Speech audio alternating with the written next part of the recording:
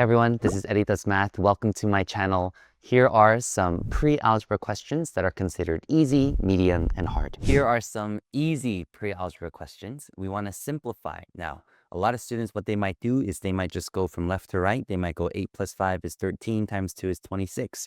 But we all know that's not how we're supposed to do it. We have an order to our operations. 5 times 2 is what we should do first. Multiplication comes first. We have 10 plus that 8, and we get 18.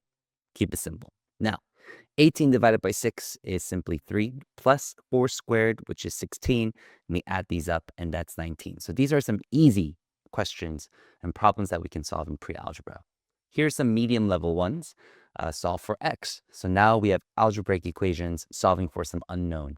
We want to subtract 7 from both sides here first, getting 18. Another way to describe this is when we're adding 7 on the left side, when we bring it over to the right side of the equality, we are now subtracting 7.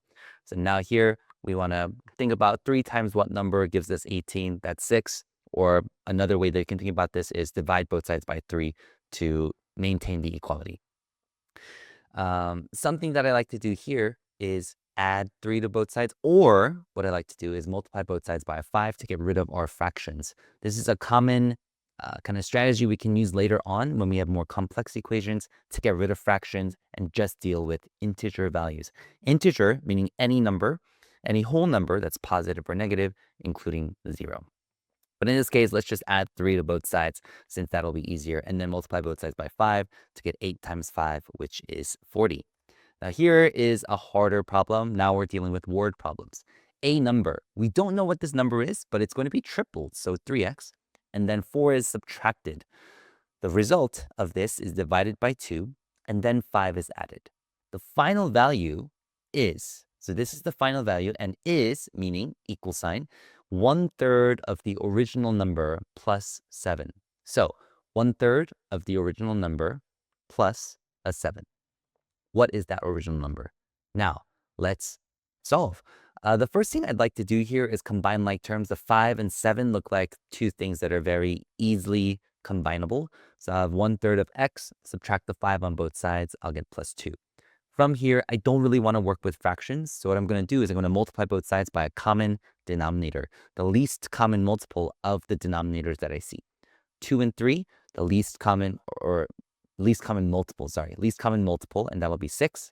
6 divided by 2 is 3, and now I'm going to distribute this 3 to both terms.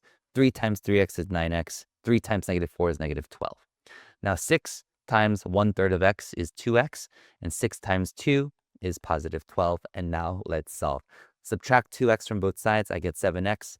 Add a 12 to both sides. 12 plus 12 is 24. So now that gives me x is equal to our original number, 24 over 7.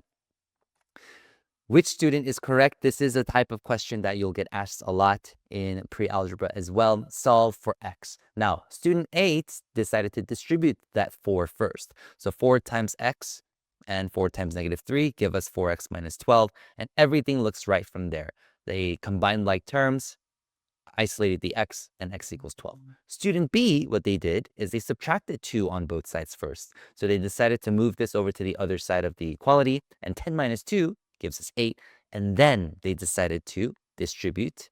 You get 4x minus 12. And in the end, they both got x equals 10 using logical steps from step to step. So both here, students A and B are both correct here. Here's an error analysis. Let's try to figure out where the student went wrong here. The first thing that I would do here, it looks like what the student did is distributed 2 to both the x and 7 and 3 to the 2x and the negative 5. But keep in mind here, this negative 5 looks the same. So the mistake that they made is they needed to also distribute the 3 completely to that negative 5. So then what we would have gotten is 6x minus 15 plus that 4 will be equal to 2x plus 14. And now we solve. Negative 15 plus 4 is negative 11. Add 11 to both sides, get 25. 6x minus 2x is 4x. So x will be 25 over 4 instead of 15 over 4. If you found this video useful or learned something new, make sure to subscribe and check out the description below for links to my courses. See you soon.